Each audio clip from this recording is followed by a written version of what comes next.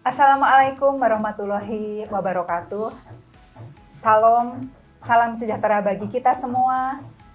Om Swastiastu, Namo Buddhaya, salam kebajikan dan salam presisi.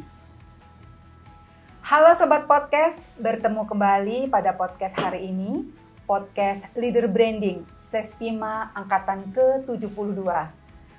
Untuk kali ini kita akan mengupas tema yaitu mengenal tugas-tugas kepolisian yang spesial pada hari ini.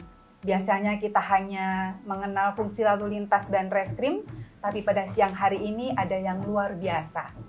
Baik sahabat podcast, saya ditemani dengan co-host saya pada siang hari ini. Silahkan. Saya Serdik Wahyu Nur Jailani, SHMH dari Pokjar 5. Oke, sebelum kita mulai acara podcast hari ini, ada satu buah pantun pada siang hari ini. Oke, sakit gigi jangan ditahan. Cakep. Jangan lupa makan makaroni. Maksudnya? Puji syukur kepada Tuhan, kita bertemu kembali pada podcast hari ini. Mantap. Baik sahabat podcast, karena ada pepatah mengatakan tak kenal maka tak sayang. Untuk itu kita perkenalkan narasumber kita pada siang hari ini satu-satu ya. Kita mulai dari Bang Ikhwan Nasution. Silahkan memperkenalkan diri Bang. Terima kasih Kak Titi. Mohon izin perkenalkan, kami Serdik Ikhwan Nasution, asal pengiriman Polda Sumatera Utara. Sebelum jadi siswa, jabatan yaitu Kanit Paminal Bid Propam Polda Sumatera Utara, anak Medan. Ya, dilanjut dengan narasumber yang tengah nih. Baik, terima kasih Bang Ya. Wahyu. Izin memperkenalkan diri, nama Serdik Siti Nurkiptia, asal dari Ditpol Udara, Kolpor Air Bakan Polri. Sebelumnya saya menjabat sebagai PS Paur Lates, Siser Lates, Ditpol Udara, Korpol Airut, dan kesehariannya saya sebagai pilot pesawat terbang pada Ditpol Udara. Terima kasih. Wah, luar Luar biasa biasa. ya. Ada pilot gitu kan, yang biasanya kita hanya fungsi lalu lintas, Beda ya reskrim ternyata ya. gitu kan. Ternyata siang hari ini ada apa namanya, Sri Kandi yang bertugas Polwan. sebagai pilot gitu kan. Iya. Ya, selanjutnya sampingnya Bang Sunardi. Silakan. Baik, terima kasih. Saya Serdik Sunardi, asal pengiriman dari Polda Kalimantan Selatan. Jabatan terakhir saya di Polda Kalimantan Selatan sebelum jadi Serdik sebagai Komandan Kompi Dalmas, Direktorat Samapta Polda Kalsel di Subdit Dalmas. Demikian, terima kasih. Ulun dari Banjarmasin. Wih, Banjarmasin. Dan ternyata ini Bang Sunardi ini selain berdinas di Brimob, beliau juga pernah menjadi Satgas Garba Bayangkara ya. Bayangkara 5 ya Bang ya. Betul. FPU 1. Apa namanya Bang? Minuska. Minuska ya, Yang pada terbuka tahun 2019 sampai 2020 ya Bang ya. Betul, ya. Oke. Nggak apa-apa, dimulai dari ujung sana dulu Boleh, nih ya. nggak Oke. Ya. Gimana sih Bang, kok Bang Nardi akhirnya bisa bergabung dalam Satgas Garba Bayangkara gitu ya, yang diperbantukan di mana Bang? Di Minuska, Oh, yaitu Minuska, di Afrika gitu. Tengah. Ada seleksinya Di gitu ya Bang kota- awalnya ya? Iya, betul. Bisa cerita Bang? Sebelumnya kita memang ada seleksi yang diawali dari di situ ada aplikasi untuk pendaftaran online ya. Dari Polda-Polda mungkin sudah ada untuk bergabung dengan Satgas FPU from Police Unit ya. Yang mana sekarang ini sudah 6, Minuskanya 6. Kemudian dari pendaftaran online nanti ditindaklanjuti untuk ke Biro SDM juga untuk pengurusan terkait administrasi, baik itu persyaratan kesehatannya maupun dari tes-tes yang lain termasuk tes psikologi, maupun tes tertulisnya, karena nanti ada wawancara terkait bahasa, baik bahasa Inggris maupun bahasa Prancis. Kebetulan di sana dominasi untuk MINUSCA adalah bahasa Prancis. Prancis ya Bang ya. Mungkin kiat-kiat nih untuk para junior atau mungkin polisi di luar sana yang ingin seperti Bang Nardi nih, jadi pasukan FPU atau untuk jadi salah satu pasukan di UN lah ibaratnya. Oke. Ya, nanti dari rekan-rekan khususnya yang ingin untuk mengikuti bergabung ke Satgas Garuda, tentunya dari sekarang dipersiapkan diri mulai dari fisiknya, termasuk kemudian belajar bahasanya itu sendiri, termasuk juga di sana karena kita juga untuk iklim jelas berbeda. Situasi di sana lebih panas dan kalau malam dingin juga. Tapi itulah kiat-kiat yang harus dipersiapkan diri, tentunya belajar untuk bahasanya. Kemudian yang kedua terkait dengan fisik, untuk driving juga, karena nanti semua akan dites. Yang sekarang bertempat di Serpong ya, mesti Kelantas itu belakangnya. Di situ ada pusat untuk latihan misi internasional di situ, dari hubungan internasional, dari di Bintar Polri. Tempat latihan sekarang berpusat di sana. Makanya dari itu agar mempersiapkan diri mulai dari fisiknya, terutama ya seperti kita mau masuk polisi itu, mulai dari lari, kemudian ada renang pun juga, kemudian ada push up, set up seperti itu. Kemudian untuk tes tertulisnya bisa dari pengetahuan umum sampai ke bahasa Inggris tadi, ataupun bahasa Prancis yang mana mau dituju nanti, menyesuaikan di situ. Itulah tambahannya. Kemudian kita harus punya skill yang lain selain daripada kemampuan menembak maupun skill yang lain, diving. Kemudian kebetulan saya kemarin karena masuk di tim SWAT, jadi kita punya kualifikasi di Jibom maupun Wan Teror. Akhirnya kita masuk di situ karena kita punya sertifikasi dari DSATA. Jadi gitu. seleksinya tuh seperti awal kayak daftar polisi baru ya, gitu kan? Iya. Ada fisik juga, renang juga ya diulangi, renang juga gitu kan? Oke. Bang Nardi, sebenarnya apa sih motivasi Bang Nardi untuk bisa mengikuti seleksi FPU tersebut gitu? Baik, jadi sebetulnya saya kemarin kita usia kan dibatasi ya rekan-rekan, dari Bintara itu 40, kemudian untuk perwira 45 sebetulnya. Namun demikian saya waktu itu usia di 43 lah, saya ikut seleksi. Saya semangat untuk mengikuti karena apa? Karena dalam tugas ini saya di dalam negeri itu sudah sering, bahasanya di Aceh, kemudian Papua pernah juga, kemudian di Ambon waktu itu sudah. Jadi tinggal kita ke ini event terakhir harus saya laksanakan untuk mengikuti tugas ke luar negeri. Di waktu itulah setelah saya selesai SIP di 2013, saya punya semangat untuk mengikuti seleksi ke Satgas Garuda itu. Akhirnya alhamdulillah di tahun 2018 saya terpanggil untuk mengikuti itu. Kemudian mengikuti latihan pada waktu itu masih di Cikeas, di Korprimob, di pusat latihan multifungsi itu di Cikeasnya. Nah, di situ memang kontingen saya ini latihan paling lama. Waktu itu 1 tahun lebih, karena sambil menunggu proses dari UNDPKO mungkin mau di float di mana. Nah, itu kita masih menunggu latihan sampai selama 1 tahun lebih pada waktu itu, dan itu dialami oleh FPU 1 MINUSCA aja. Yang lain-lain mungkin tinggal mengikuti aja. Nah, itulah semangat saya untuk mengikuti, karena saya masih saya pikir saya masih bisa untuk mengabdikan bergabung dengan pasukan Garuda. Nggak sabar nih saya untuk bertanya dengan narasumber yang di tengah nih, yang paling cantik nih. Menurut informasi nih, Polwan, salah satu Polwan yang pilot untuk Boeing 737 ya. Boleh nggak Kak Siti nih ceritakan bagaimana prosesnya kok bisa jadi pilot gitu loh? Kita mungkin ingin tahu Awalnya semua bagaimana gitu ya. Iya. Mungkin bisa Menarik ceritain sekali. coba. Silakan Kak Siti, Baik, bisa baik. cerita. Terima kasih Bang Bayu, Kak Titi.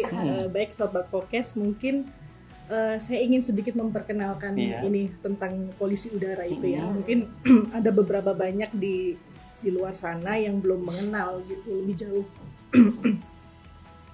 Jadi Direktorat Kepolisian Udara ini berada di bawah Korpol Air Bakampolri yang bertugas melaksanakan fungsi kepolisian udara baik di tingkat Mabes Polri maupun kewilayahan. Di samping itu polisi udara ini di udara itu dikenal sama polisi udara ya kayak. Jadi melaksanakan tugas dalam misi kemanusiaan juga gitu. Jadi terus operasional fungsi kepolisian itu juga diantaranya seperti patroli udara, transportasi VIP, pergeseran personil, pergeseran logistik gitu, yang memanfaatkan alut yang dimiliki oleh Pol Udara, baik helikopter maupun pesawat terbang. Jadi di Pol Udara sendiri itu banyak profesi Kak. Selain pilot, ada mekanik, ada pramugari juga, terus ada staf pendukung juga yang mendukung penerbangan gitu. Ya. Oke. Kak Siti nih, gimana perasaannya nih awal kali menjadi pilot gitu kan, yang tadinya hanya jadi penumpang biasa, yang akhirnya mau nggak mau nih gitu kan harus menerbangkan dengan jumlah penumpang yang banyak di belakang gitu kan, perasaannya gimana ya? Ada deg-degan nggak sih sebenarnya? Proses pelatihannya juga kan, ya mungkin bisa dijelaskan tuh Kak Siti. Baik, jadi gini, sumber pilot di polisi udara itu banyak. Jadi kalau saya dulu sumbernya dari Bintara, jadi ikut seleksi pilot yang diselenggarakan oleh Ditpol Udara. Kemudian waktu itu saya masih berpangkat Bribda, Bribda 6 bulan. Waktu itu saya berdinas di Lombok Tengah. Jadi waktu itu terus saya ada pendaftaran ikut seleksi penerbang, saya coba ikut Kak. Pengen inilah mencoba sesuatu yang baru lah. Dan akhirnya saya dikasih kesempatan Kak untuk belajar dipanggil ke STPI Curug. Nah, waktu itu kami disekolahkan di sana selama 2 tahun gitu. Mengikuti proses seleksinya juga sama sih, kayak masuk polisi gitu, sama tes kesehatan, tes akademik, tes psikologi, dan juga tes terbang juga ada Kak. Perasaan sih deg-degan pasti ada ya Kak ya, karena kan kita belum pernah terbayang lah sebelumnya tuh mau jadi pilot gitu, nggak ada, belum pernah terbayang sih memang. Tapi mungkin ini salah satu kesempatan untuk menambah pengalaman ya Kak ya. Jadi waktu itu memang saat di STPI Curug itu ada saatnya kita harus bisa terbang sendiri. Jadi ada stage-stage-nya gitu Kak. Jadi di awal itu memang kita diharuskan bisa terbang sendiri. Nanti kalau tentunya melalui beberapa tahapan ya Kak ya, yang sudah diajarkan oleh instruktur, itu harus kita lalui. Kalau tidak kita bisa melalui itu ya kayaknya akan dikembalikan ke wilayah gitu, kita nggak bisa lanjutkan sekolah itu gitu. Dan perasaan saya waktu itu, waktu dikasih, jadi semacam kayak dites gitu Kak, jadi ada beberapa jam kita dikasih alokasi waktu, terus kemudian kita dites gitu, kita harus bisa terbang sendiri gitu. Jadi perasaan saya waktu itu sih sempet bingung ya Kak ya, sebelum masuk ke landasan itu saya sempet berhenti juga. Ini nanti kalau ada apa-apa saya sama siapa ya? Karena selama ini kan ditemenin sama instruktur ya kayak, jadi gitu ya? Ada pendampingnya gitu. Tapi saya dengan tekad yang kuat, ya sudahlah, apa yang sudah diajarkan oleh instruktur itu kita jalankan aja. Bismillah aja, semoga selamat lah nanti sampai kembali lagi. Dan itu yang membuat saya jadi semangat lagi gitu Kak. Iya, jadi udahlah, yang lain bisa, kenapa saya nggak bisa gitu. Gitu aja Kak. Jadi berproses terus sampai sekarang saya dikasih kesempatan untuk terbang pesawat Boeing gitu Kak. Jadi tentunya berkat support dari semua senior gitu kan, semua doa orang tua juga gitu dan teman-teman. Oke. Dengan jam terbang yang sekarang sudah tinggi gitu, apa setiap membawa misalnya Kapolri gitu kan, tetap ada rasa ini ya, ada deg-degan itu masih ada ya? Nervous itu tetap ada ya? Ya pasti apa itu udah terbiasa? Manusiawi lah Kak, ya itu pasti ada gitu. Tapi kita gimana kita cara memanage aja sih Kak gitu, karena sebenarnya itu sudah kita pelajari, maksudnya bagaimana itu sebuah rutinitas sih sebenarnya. Itu jadi ya kita bisa mengendalikan diri aja gitu. Gitu ya. Dari pengalaman Kak Siti nih, amazing ya ibaratnya. Wanita bisa bawa pesawat sendiri, tugas poluan juga segala macam. Dari pengalaman itu kira-kira kan kita tahu nih pesawat, helikopter apa, kira-kira jenis-jenis apa aja tuh yang sudah bisa atau pernah diterbangkan gitu. Oke, setelah lulus dari Sekolah Tinggi Penerbangan Indonesia, jadi di situ kan kita belajar pakai pesawat latih. Ya. Terus kita ditempatkan di Polisi Udara. Nah, setelah di Polisi Udara, jadi Polisi Udara ini memiliki beberapa jenis pesawat terbang dan helikopter tentunya. Dan pada saat kita sudah ditempatkan di Polisi Udara, kita dibagi, Kak. Jadi ada yang ke helikopter, ada yang ke pesawat terbang gitu. Kebetulan saya dikasih kesempatan di pesawat terbang. Nah, di sana kita belajar lagi Kak, pakai pesawat latih jadi yang dipunya oleh Polisi Udara. Waktu itu terbang pesawat Diamond, pesawat latih lah. Jadi kalau pesawat latih itu engine cuma satu Kak. Jadi kalau buat latihan itu pesawat yang kecil-kecil itu ya. Dan waktu mengambil type rating itu juga saya sekolah lagi. Jadi beda pesawat tuh kita belajar lagi ada gitu ya. Iya, sistemnya beda gitu. Jadi cara pengoperasionalannya juga beda gitu. Dan sampai yang terakhir saya terbang pesawat Boeing 737. Boeing 737 ya. Tapi berarti bisa ya untuk sahabat podcast semua, untuk junior atau mungkin rekan-rekan semua yang ingin jadi pilot itu bisa ya, semua terbuka sebenarnya ya. Iya. Terbuka untuk. Jadi untuk sekarang ini Direktorat Kepolisian Udara itu setiap tahunnya membuka pendaftaran untuk menjadi pilot gitu. Ada beberapa persyaratan yang harus dipenuhi gitu. Tapi tidak semua bisa masuk, jadi harus melalui seleksi juga gitu ya. Dan kuotanya juga sekarang udah mulai terbatas lah. Ada batasan umur gitu ya? Ada maksimal berapa gitu? Ada Kak, ada batasan umur juga. Itu berapa? Setiap tahun tuh berubah-berubah sih Kak ini tergantung kebutuhan gitu ya Kak ya. Dan sumbernya juga kadang-kadang kita ngambil yang dari Bintara. Ada juga yang kayak semacam Bakomsus, jadi sudah menjadi pilot, kemudian direkrut jadi polisi gitu. Jadi sumbernya kita banyak. Ada yang dari Bintara disekolahkan jadi pilot dengan kerjasama dengan instansi penerbangan sipil. Kemudian ada yang sudah menjadi pilot, kemudian direkrut menjadi polisi. Sebelahnya ya. Anak Medan. Anak Medan nih. Beralih ke Bang Ikhwan Nasution ya, yang sebelumnya berdinas di Subdit Paminal Polda Sumatera Utara. Apa saja sih Bang tugas-tugas sebagai Paminal itu Bang? Baik, terima kasih Kak Titi. Paminal itu sebetulnya di bawah Bid Propam. Nah, di Bid Propam itu kan ada 3 dia subditnya yang besar, yaitu Paminal, Propos, dan Waprop. Nah, tugasnya Paminal itu sendiri Kak, dia penyelidikan, yaitu penyelidikan pelanggaran anggota Polri. Yaitu termasuk pelanggaran disiplin, pelanggaran kode etik, dan pelanggaran pidana. Nah, jadi dia itu pada dasarnya sama seperti reserse. Nah, kalau kita yang sudah pernah di reserse seperti kami sudah pernah di reserse, jadi masuk Paminal itu tidak aneh, karena sama saja penyelidikannya itu sama kayak reserse itu. Yang sering kita belajar dulu itu kan si Adi demen babi kan, siapa, apa, di mana, bila mana. Nah itu kita tetap ke situ dan dia berpakaian preman. Nah, jadi kalau dulunya kita reserse sasaran kita itu penjahat atau umum sipil, nah sekarang ini kita polisi nakal. Anggota gitu. polisi ya, yang dia melakukan pelanggaran gitu ya. Nakal. Kalau ini kan sekarang nih banyak nih anggota kepolisian nih di luaran sana lah ibarat mungkin oknum-oknum yang mungkin melakukan pelanggaran atau mungkin agak menyimpang. Ini kan mungkin masyarakat umum juga mendengarkan podcast ini ya. Kira-kira caranya gimana sih melaporkan atau menginformasikan ada nih anggota ini sedikit menyimpang atau pelanggaran, itu ada nggak tata caranya atau mekanismenya untuk melaporkan anggota tersebut? Kalau anggota Polri melanggar sebetulnya gampang sekali, karena sekarang ini sudah tersedia nomor-nomor online. Hotline itu ya? Iya, hotline ya, nomor online.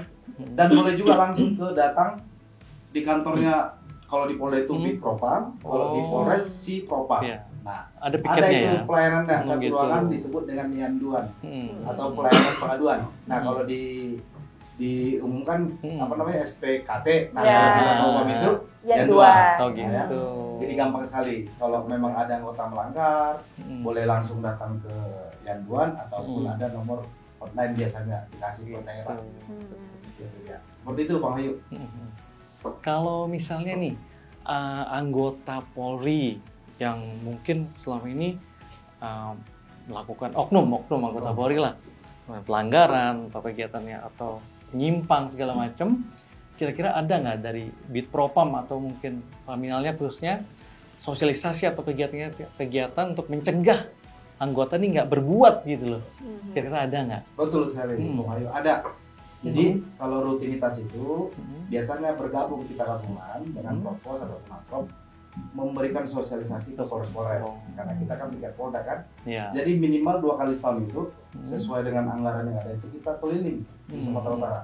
Sumatera Utara ini kan termasuk Polda terbesar ini. Ada 28 Polres loh. 1 Polrestabes, 1 kota, kemudian daerah ada 28.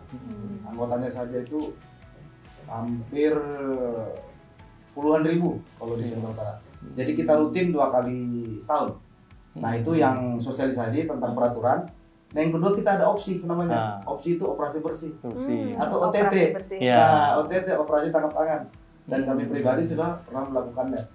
Mohon maaf kita hari itu menangkap anggota lantas. Nah seperti itu. Jadi cara-cara itu kita untuk mencegah anggota biar tidak terlalu jauh melanggar. Kan kasihan kalau nanti melakukan tindak pidana atau segala macam kan. Jadi itulah cara-cara yang kita lakukan. Oke, menarik sekali ya Bang ya. Gimana, Kak Titi? Baik sahabat podcast, demikian tadi podcast kita pada siang hari ini terkait dengan tema mengenal lebih jauh terkait tugas-tugas kepolisian ya. Tadi sudah kita bahas, ada dari Brimob yang tergabung juga dalam Satgas Garba Bayangkara 5 gitu ya, FPU 1 di Minuska gitu ya. Ada juga Sri Kandi yang luar biasa ya, yang kesehariannya itu menjadi pilot di Pol Airut Bahar Kampolri ya. Dan ada satu lagi yaitu yang berdinas di Paminal begitu. Semoga podcast hari ini dapat bermanfaat bagi kita semuanya. Dan apalagi Bang Wahyu? Kita mungkin cukup sampai di sini. Oh gitu ya? Karena yang di sana sudah bahagia dengan yang lain. Hidup sendirian tanpa kekasih, cukup sekian. Terima kasih. Semangat pagi. Pagi. Satria luar biasa bersama kita bisa. Akhir kalam, wassalamualaikum warahmatullahi wabarakatuh. Waalaikumsalam warahmatullahi wabarakatuh.